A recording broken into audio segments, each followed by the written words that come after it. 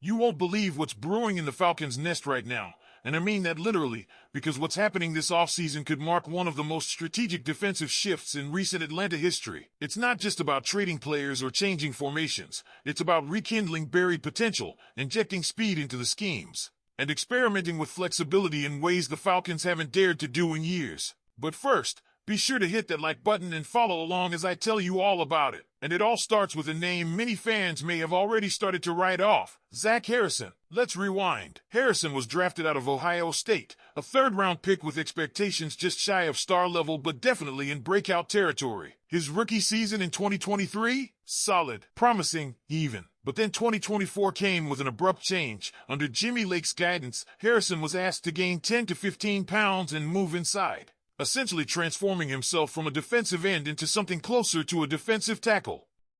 The result? A drastic drop in productivity. He barely saw the field, playing just 25% of the snaps, a notable drop from the year before. In a season when the Falcons were desperate, downright starved, for pass rush production, this guy all but disappeared. Why would a team do that?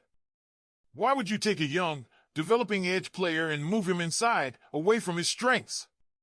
Maybe it was a miscalculated gamble. Maybe it was a desperate shuffle to fix deeper issues up front. Whatever the reason, the move backfired, and this offseason, new defensive coordinator Jeff Ulbrich is pulling Harrison back to where he belongs, on the edge. This is more than just a depth chart note. It's a correction, a redemption arc in motion. Because toward the end of his rookie season, Harrison showed flashes of what he could be as a big end. Not the most athletic, not the bendiest guy, which for defensive ends is a big deal, but what he lacked in twitch, he made up for in raw strength and the ability to bull rush. Those traits get buried inside where quickness and leverage are everything. But put him back outside, and suddenly you're talking about a guy who can set the edge, collapse a pocket, and maybe, just maybe, become the pass rusher this defense hasn't had since Vic Beasley's magical 2016 campaign. And Harrison isn't the only one under the microscope. Enter Brandon Dorlus, a fourth-rounder out of Oregon who was practically invisible in 2024. 18 snaps. That's it. And yet, Dorlus is slated to line up opposite Harrison in this big end role. Unlike Harrison, Dorlus didn't have the benefit or burden of proving anything last year. He simply didn't play. But again, Ulbrich is placing bets, and it looks like he sees potential in Dorlus as well. Think about that, two players, both either misused or unused, now being positioned as bookends for a defensive front looking to finally find its identity. But this story isn't just about players. It's about philosophy. And this is where things get even more interesting. Ulbrich isn't clinging to the past. In fact, he's saying it out loud. It's not just 3-4 or 4-3 anymore. Gone are the days when a team lived or died by one base formation. Instead, he's promising versatility, multiplicity, being 34-ish and 43-ish depending on the situation. That may sound like coach speak, but for the Falcons, it represents a seismic shift. So what does that mean in practice?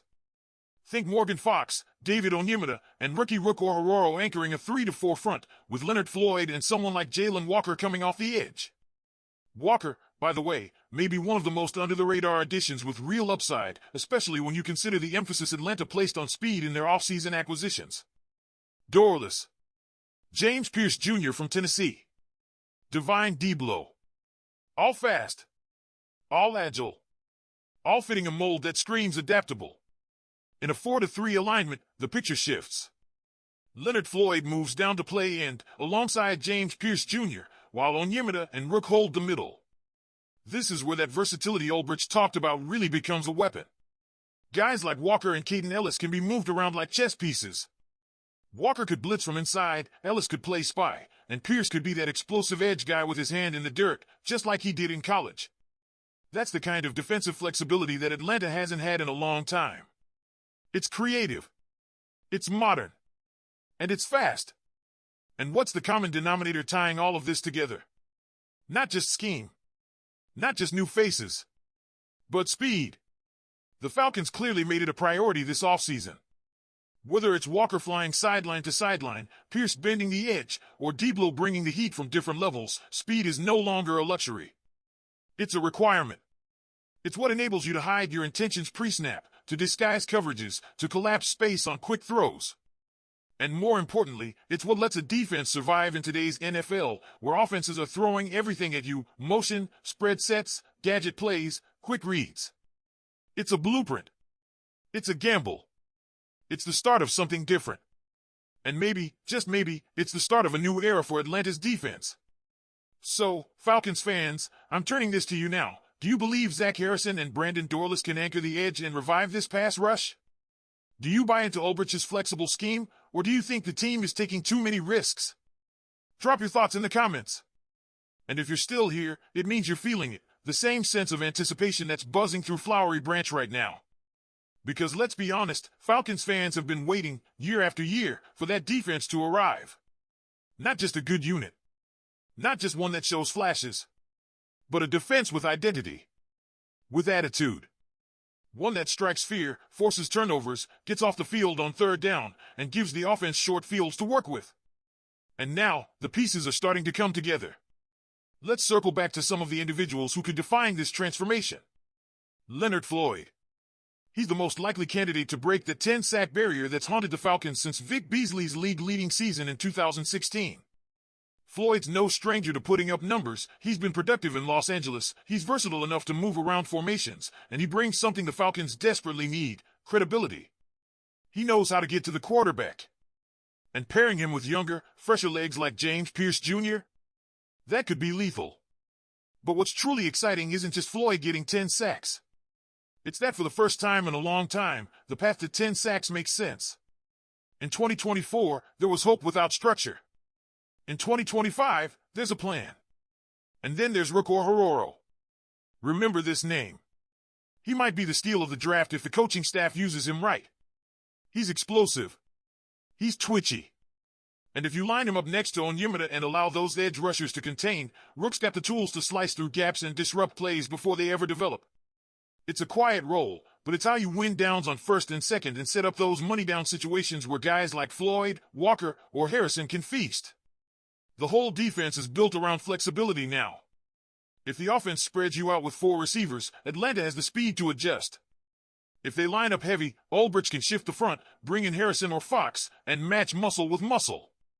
And this goes deeper than just formations. It's about mindset. For too long, the Falcons' defense has been reactive. This year, the goal is to be proactive, aggressive, dictating terms instead of absorbing punches.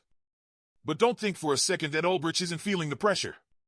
Because let's be real, in a city starving for a dominant defense, experimenting with multiple fronts and hybrid players is risky. This isn't Madden. This is a league where one blown assignment turns into a 60-yard touchdown. Flexibility only works if communication and execution are flawless. That's why the offseason matters more than ever. Now it's your turn.